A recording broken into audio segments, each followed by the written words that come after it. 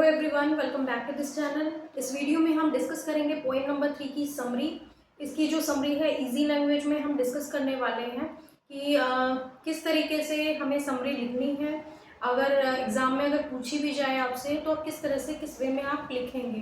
तो जब भी हम कभी समरी लिखते हैं तो स्टार्टिंग में जो पोएम है उसका नाम और जो पोएट जिस पोएट ने उसको लिखा है उसके बारे में लिखते हैं। देन हम जो हमारी पूरी समरी होगी उसका एक्सप्लेनेशन समरी में देते हैं। समरी जो होती है उसके जो मेन पॉइंट्स होते हैं वो हमें लिखने होते हैं उसमें, और मेन पॉइंट्स को लिखते हुए चलना होता है कि इजी वे में जो भी लिखने वाला है उसको बिल्कुल इजी वे में लिखे और सामने वाले को वो समझ भी आ सके। तो ऐसे ही स्टार्ट करेंगे। Poem a tiger in the zoo. Poem का क्या नाम है? A tiger in the zoo was written by Leslie Norris. इस पोएम को किसने लिखा है? लेस्ली नॉरिस ने लिखा है। The poem contrast two lives of a tiger. अब ये जो पोएम है कॉन्ट्रास्ट करती है दो लाइफ टाइगर की। दो लाइफ टाइगर की बताई गई है। इसमें दोनों में क्या डिफरेंस है उसके बारे में बताया गया है। One, when he is inside a cage in a zoo. क्या हो? पहली क्या लाइफ बताई है? जिस अगर वो केज में, पिंजरे में, जू में बंद हो तब किस तरह की लाइफ जिएगा वो। Other, when he is free in the jungle. और अगर वो जंगल में हो तो किस तरह की जो लाइफ है वो फ्रीली रहेगा, वो हमें इसमें बताना है। तो कॉन्ट्रास्ट कैसे करेंगे? जैसे कि पहले हम जू के बारे में पूरा एक्सप्लेन करेंगे, देन हम जो जंगल है उसके बारे में एक्सप्लेन करेंगे कि किस तरह से उसकी जो लाइफ है दोनों जगह रहती है। आपको पता होगा कि जू में जिस तरह से वो रहता है उस तरह से जंगल में नहीं रहता, क्योंकि जंगल की लाइफ जो होती है वो जू की लाइफ से काफ़ी ज़्यादा डिफरेंट होती है टाइगर की। तो चलिए उसमें एक एक हम करके समझेंगे कि जू में किस तरह से वो रहेगा और जंगल में किस तरह से रहेगा। अब हम बात करते हैं जू के बारे में कि अगर टाइगर जू में हो तो उसका क्या बिहेवियर रहता है इस पोएम के थ्रू।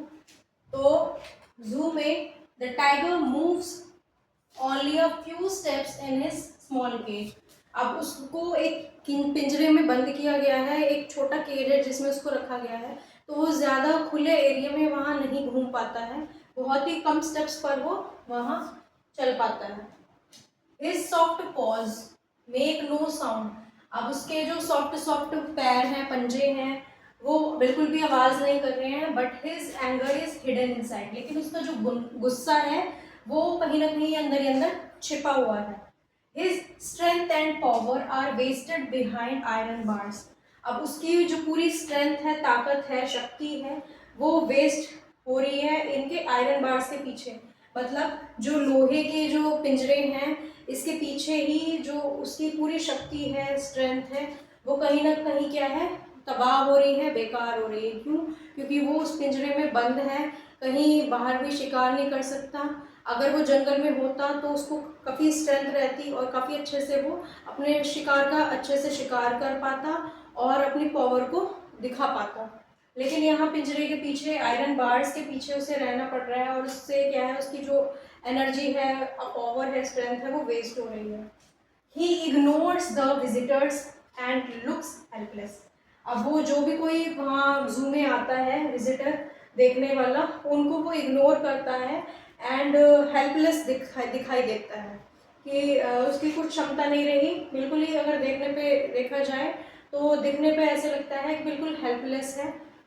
एट नाइट, रात के वक्त, he hears the sound of patrolling cars.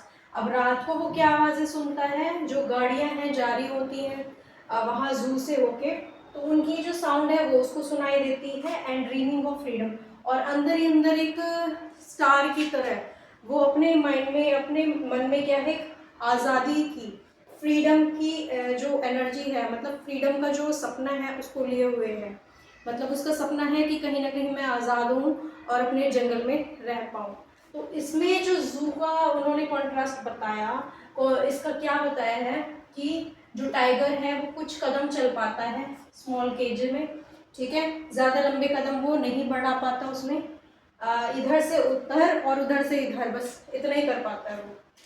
उसके जो सॉफ्ट पॉज हैं, पैर हैं, वो आवाज़ नहीं करते हैं, लेकिन जो उसका गुस्सा है वो अंदर अंदर कहीं ना कहीं दबा हुआ है।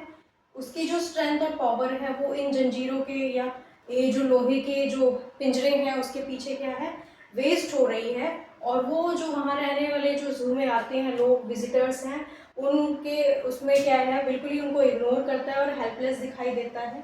और रात के वक्त उसको बस साउंड सुनाई देती है गाड़ियों के जाने की, और वो अंदर ही अंदर सपना लिए हुए है कि कभी ना कभी वो आज़ाद होगा। अब हम जंगल की बात करेंगे, अगर वो जंगल में होता तो किस तरह से उसकी लाइफ होती, उसके बारे में। अब हम बात करेंगे अगर वो जंगल में होता तो किस तरह से उसकी लाइफ होती, उसके बारे में। तो in the jungle he would hide in the shadows and tall grass. अब क्या होगा कि जंगल में क्या है, वो किसी शेडो के पीछे, किसी पेड़ के नीचे या कहीं पीछे छुप जाता है, टॉल ग्रास पर चलता है, and waiting near a water hole. Water hole यहाँ तालाब को कहा हो गया, जो जहाँ जो डियर होती है वो पानी पीते हैं और जंगली जानवर जो हैं वो पानी पीते हैं, वो वाटर हॉल होता है, यानी कि तालाब। टू हंट प्लम्प डियर, यहाँ प्लम्प का मतलब होता है जो मोटा ताज़ा जो डियर है उसको पकड़ने के लिए, जो कि वहाँ पानी पीने, तालाब पर पानी पीने के लिए आया हुआ है, उसको वो हंट करना चाहता है। कौन? जो जंगल का टाइगर है वो।